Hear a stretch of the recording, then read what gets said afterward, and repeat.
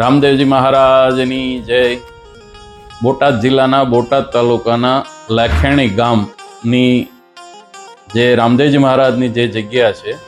એ સંસ્થાના દર્શન માટે ને ખાસ કહેવાની વાત કહેવા માટે આ વિડીયો મૂકવામાં આવેલો છે। આમ તો લાખેણી જગ્યા છે એ 18 વર્ણમાં આસ્થાનું કેન્દ્ર છે અને ખાસ કરીને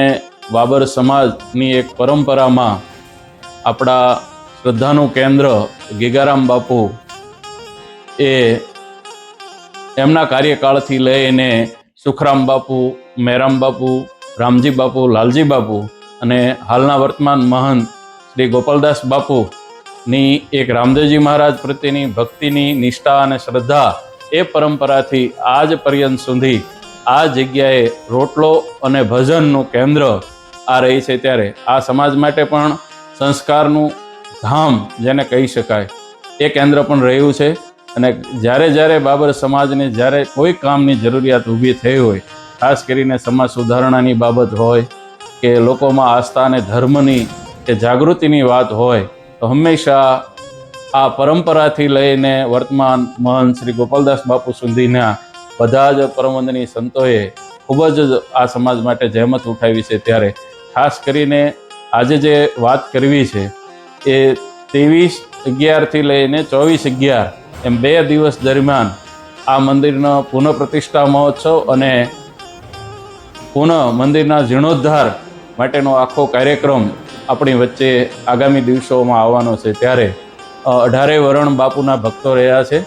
અને ખાસ કરીને આપણા પરિવારના એક આપણા સમાજના હોવાને નાતે જેઓનું સમાજ પ્રતિ પણ ગૌરવ હોય એ ભાવે આ ખુશીઓને સમાજ વચ્ચે વહેંચવી અને સમાજના બધા માણસો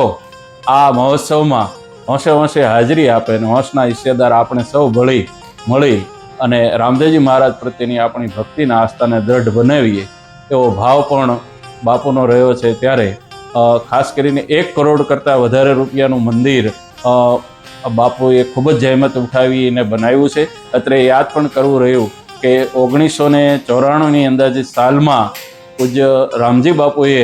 આ મંદિરનો જીર્ણોદ્ધાર અને પ્રતિષ્ઠા મહોત્સવનો બહુ જ મોટી સંખ્યામાં સમાજના આગેવાનો અને કાર્યકરોને લઈને અને લાખેણી ગામના ગામ ધુમાડા સાથે 25,000 માણસોના આયોજન સાથે એ કાર્યક્રમ કરેલો અને હાલે પણ આ પુનઃ પ્રતિષ્ઠા મહોત્સવ કાર્યક્રમની અંદર પૂજ્ય બાપુ 50,000 જેટલા માણસોને એકત્રિત કરીને આ હોંશના હિસ્સેદાર આ સમાજને બનાવવા જઈ રહ્યા છે। ત્યારે તમને મને અને 18 વર્ણને આની ખુશી હોય એ સહજ છે। ત્યારે આવો આપણે સૌ આ પવિત્ર મંગલ કાર્યમાં સહભાગી થઈને જોડાઈએ। અત્રે એ યાદ પણ અપાવવું ઘટે કે આ બાબર સમાજની પરંપરાના રંગપુર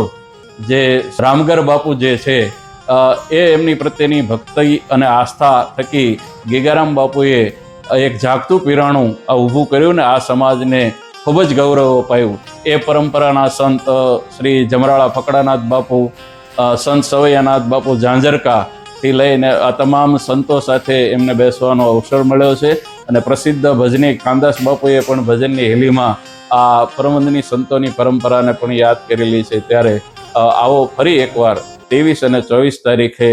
આ 11મા મહિનાની જે તારીખ છે એમાં આપણે સૌ સહભાગી બનીશું અને એ અંગે આગામી દિવસોમાં બાબર સમાજના આગેવાનોને મળી અને નજીકના દિવસોમાં એક જનરલ મિટિંગનું આયોજન કરવાનું થાય છે એવું બાપુના ચર્ચા દરમિયાન જાણવા મળ્યું અને ત્યાર પછી દરેક તાલુકા વાઇઝ આપણે કંકોત્રીઓ વહેંચી અને મોટી સંખ્યામાં સમાજના સૌ ભાઈઓ જોડાય અને યથાયોગ્ય પોતાનું દાન છે હંમેશા મળતું હોય છે એ ભાવ સાથે બધા આ સહભાગી જોડાય અને ઉદારાથી પોતાનો ફાળો આપે એવી અપેક્ષા સમાજ વતી આપણે કરીએ છીએ। ત્યારે બાપુની એક જ નેમ રહી છે, બધું ઠાકર પૂરું કરશે પણ તમારી હાજરી જ અહીં જરૂરી છે। છેવાડાનો બાબર સમાજનો એક પણ વ્યક્તિ આ વંશનો હિસ્સેદાર બન્યા વગર ન રહે એવી નમ્ર અપીલ સાથે બોલો રામદેવજી મહારાજની।